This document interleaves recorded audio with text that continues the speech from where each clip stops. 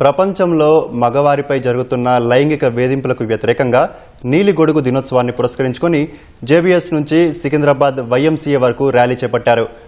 UNICEF సంస్థ ఆధ్వర్యంలో చేపట్టిన ర్యాలీలో ఉత్తర మండల అదనపు డీసీపీ పగడాల అశోక్ పాల్గొన్నారు.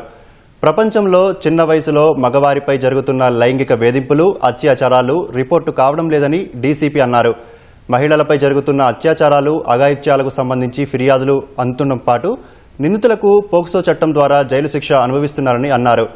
ఎన్సీఆర్బీ డేటా ప్రకారం 52% మైనర్ బాలురు, పురుషులపై అత్యాచారాలు జరుగుతున్నాయన్నారు. బాలురపై జరుగుతున్న అఘాయిత్యాలను సంబంధిత పోలీస్ స్టేషన్లో రిపోర్టు చేయాలని ఆయన సూచించారు. పోక్సో చట్టం ద్వారా బాధితులైన పురుషులకు కూడా నష్టపరిహారం అందించే అవకాశం ఉంటుందన్నారు. ఇలాంటి ఘటనలపై పిల్లలకు న్యాయం జరగాలంటే తల్లిదండ్రులు పోలీసులకు రిపోర్టు చేయాలని పేర్కొన్నారు. స్వచ్ఛంద సంస్థలు ఇలాంటి వాటిపై విస్తృతంగా అవగాహన కల్పించాలని కోరారు.